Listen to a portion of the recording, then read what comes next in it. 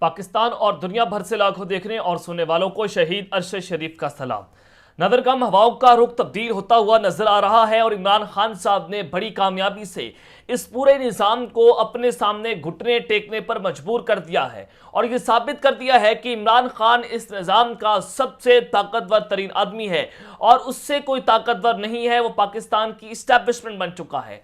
अब पूरा मुल्क जो है वो इलेक्शन की जानिब बढ़ता हुआ नजर आ रहा है, लेकिन कोशिशें ये हो रही हैं कि इमरान खान को रास्ते से हटाए बगैर इलेक्शन में नहीं जा सकते। कुछ बड़ी ब्रेकिंग न्यूज हैं जो लेकर आपकी खिदमत में हाजिर हुआ हूं। सबसे पहली खबर पर आज हमने बात करनी है कि काबीना ने सुप्रीम कोर्ट का फैसला मानने से तो इनकार कर दिया है, वहीं दूसरी जानिब आज की रात फैसले की रात है। यह बड़ी इंपॉर्टेंट होती चली जा रही है कि शहबाज शरीफ ओहदे से मुअत्तल, काबीना फारिग। आज रात आखिरी डेडलाइन दे दी जा चुकी है और तबले जंग बज गया है। इस हवाले से बड़ी इंपॉर्टेंट डिटेल्स मैंने आपके सामने रखनी है कि इस वक्त हो क्या रहा है और पाकिस्तान की तारीख के सबसे फैसला कुन दौर का आगाज हो चुका है। दूसरी खबर पर आज हम बात करेंगे कि जनरल आसिम मुनीर पर बड़ा वार।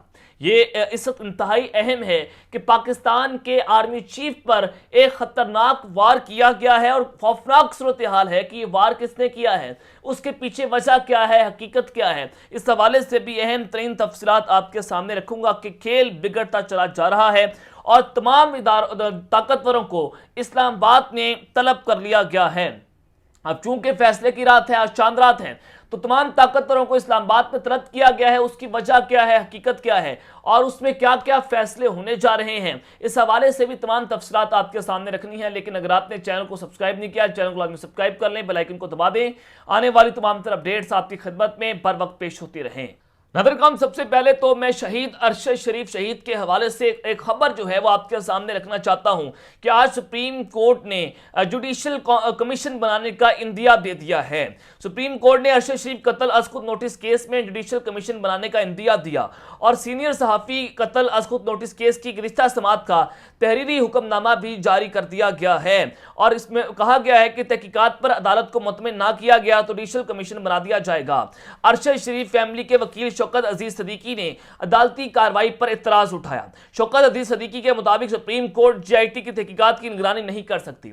सुप्रीम कोर्ट बुनियादी हकूक से मुतालिक मामलात की निगरानी और तहकीकात करवा सकती है और एडिशनल अटॉर्नी जनरल ने कीनिया और यूएई से बाहमी कानूनी मावनत से आगाह किया है। एडिशनल अटॉर्नी जनरल के मुताबिक कीनियन हुकाम ने बाहमी कानूनी मावनत का जवाब नहीं दिया है और खुसूसी जीआईटी को बैरून मुल्क तहकीकात के लिए 3 हफ्ते मजीद दिए जाते हैं।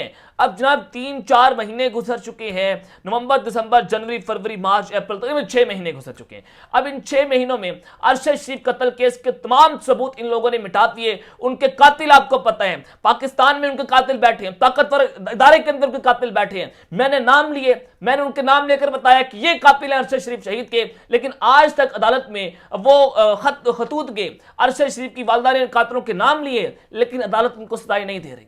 अदालत जो है वो कह रही है कि जनाब हमारे पास सबूत मौजूद नहीं है। हालांकि सबूत भी मौजूद हैं, तमाम चीजें भी मौजूद हैं, शवाहिद भी रखे जा चुके हैं, लेकिन ताकतवर हैं, कानून से बालातर हैं, आप इनको सजाएं नहीं दे सकते हैं। ये मैं आपको ऑन द रिकॉर्ड बात बता रहा हूं। लेकिन खैर, अल्लाह ताला पाकिस्तान की हिफाजत करे और शहीद अरशद शरीफ शहीद के जो शम्मा जला कर गए थे, हम वो शम्मा जो है वो भी बुझने नहीं देंगे। तो जनाब कुछ और भी खबरें हैं वो भी जरा आपके सामने रखना जरूरी है कि इमरान खान साहब का जो फॉरेन फंडिंग केस है वो इस्लामाबाद हाई कोर्ट ने उड़ा के रख दिया है, जिसमें ये इमरान खान साहब को नहल करने की कोशिशें कर रहे थे, इमरान खान को फॉरेन फंडिंग साबित करने की कोशिशें कर रहे थे। आज इस्लामाबाद हाई कोर्ट ने इस केस को उड़ा के रख दिया है, इस केस को फारिग कर दिया है और खातून जज झनकी केस भी आज उड़ गया है, वो केस भी नाकिस है और उसको भी उड़ा के रख दिया गया है। तो इमरान खान साहब के जो शिकंजा तंग हुआ था, अब खान साहब को अदालती रिलीफ जो है वो मिलना शुरू हो गया है। जब कुछ नहीं मिल रहा इन लोगों को, तब एक और पिटीशन जो है वो नामालूम लोग ने, नामालूम अफराद ने जो है वो दायर की है।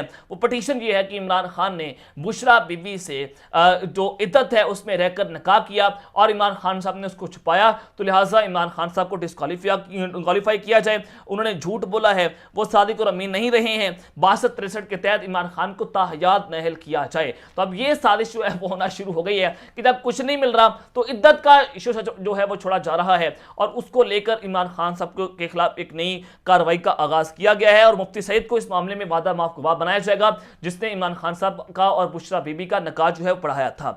अब इमरान खान साहब को कत्ल किया जा सकता है, उनकी जान को खतरा भी मौजूद है और अमेरिका से खुसूसी ऐसी बुलेट्स मंगवाई गई हैं, ऐसी जो है वो जो असला मंगवाया गया है जो कि बुलेट प्रूफ गाड़ियां जो हैं उनको चीर के रख देता है। तो इमरान खान साहब को उसके अंदर से जो है वो टारगेट किया जा सकता है।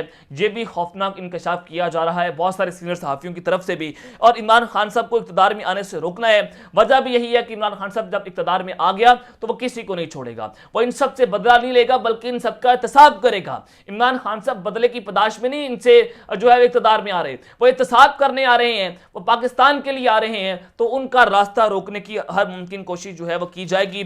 चूंकि अब तो खुल्लम खुल्ला इरफान कादिर ने कहा है, जो नून लीग के वकील हैं, कि मेरा नाम बदल के रख दीजिएगा, अगर 14 मई को इलेक्शन होते हैं तो नून लीग और उनके सहाफी जो है वो खुल्लम खुल्ला ये बात कर रहे हैं कि इलेक्शन जो है वो 14 मई को नहीं होंगे।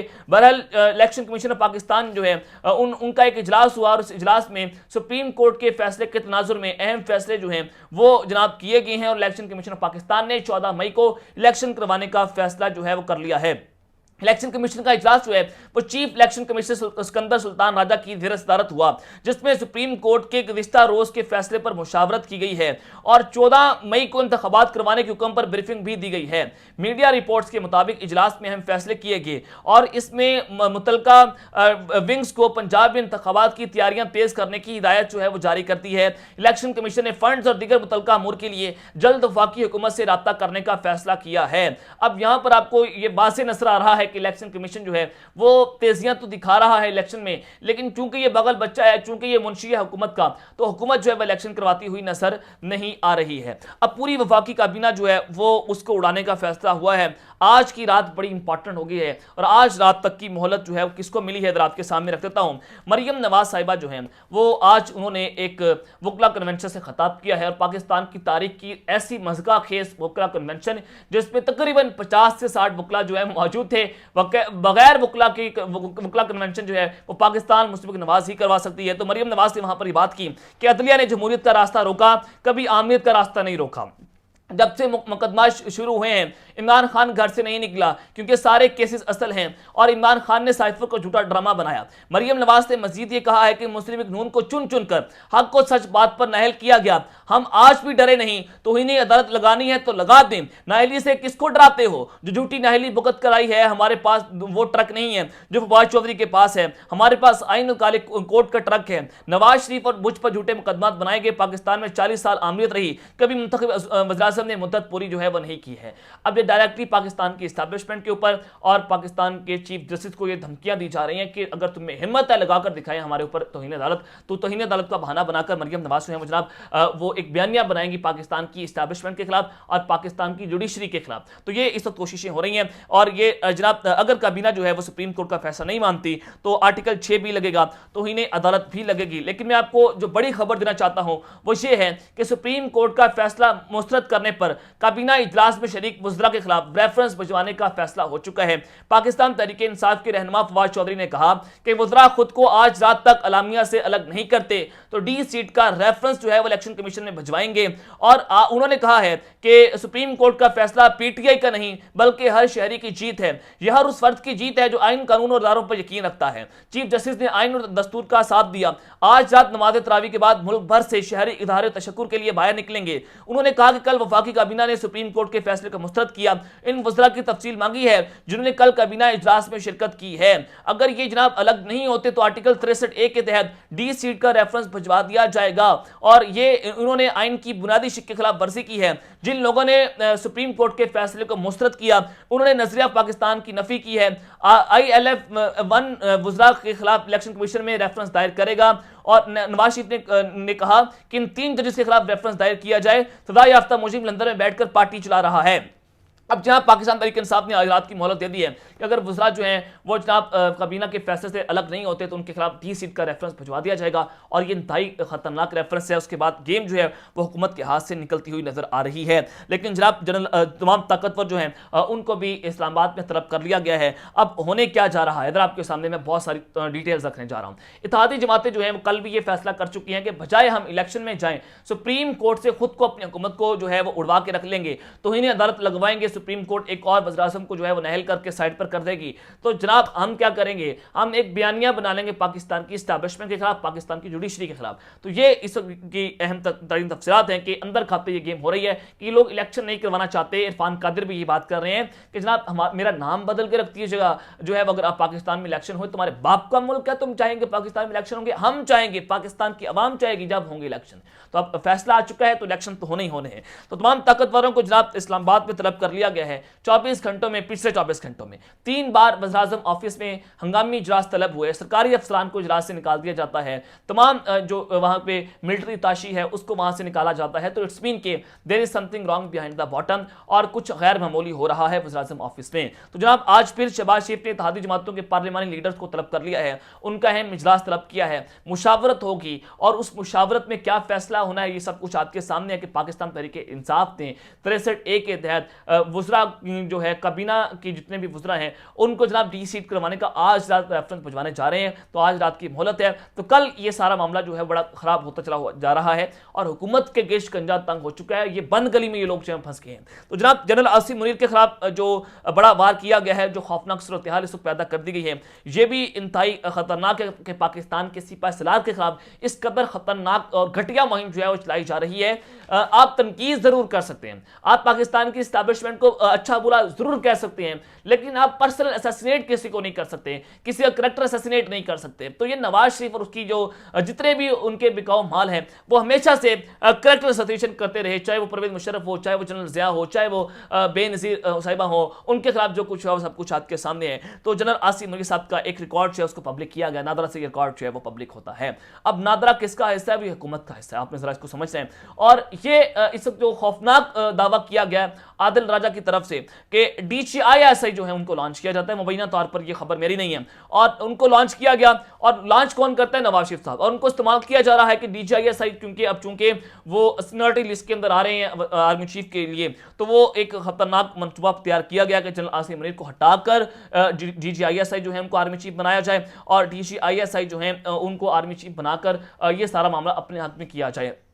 तो ये खेल भी अंदर खाते हो रहा है, और जनरल आसिम मुनीर साहब को ब्लैकमेल करने की कोशिशें हो रही हैं। लेकिन पाकिस्तान की इस्टेब्लिशमेंट जो है वो जहां पर खड़ी है वो आपको नजर आ रहा है कि अब पीछे हटना शुरू हो चुकी है। 2 कदम पाकिस्तान की इस्टेब्लिशमेंट पीछे हटी है। तो इसका वाज़ेह मतलब है कि जो पाकिस्तान की इस्टेब्लिशमेंट है उन्होंने इस गंदे खेल का हिस्सा बनने से साफ साफ जब इनकार कर दिया है, जब -+ की गेम का हिस्सा बनने से इनकार किया है। तो नवाज शरीफ की प्रेस कॉन्फ्रेंस आप देख लें, मरीम नवाज की आज की जो तकरीर है मैंने आपके सामने रखी, तो जो DCISI की लॉन्चिंग है और फिर उनका रिकॉर्ड का पब्लिक होना, तो इससे वाज़ेह हो रहा है कि पाकिस्तान की इस्टेब्लिशमेंट को पाकिस्तान मुस्लिम लीग नवाज जो है वो जनाब ब्लैकमेल कर रही है, और ये उनको कहा जा रहा है कि जनाब आप हमारे हक में कुछ करें, वरना जो है हम आपके खिलाफ नई प्रेस कॉन्फ्रेंस कर देंगे और सबूतों के साथ प्रेस कॉन्फ्रेंस करेंगे। अब तक के लेते हैं, अपना ख्याल रखिएगा। इस चैनल का अपना लाजमी ख्याल रखने, अल्लाह ने के बाद पाकिस्तान जिंदाबाद।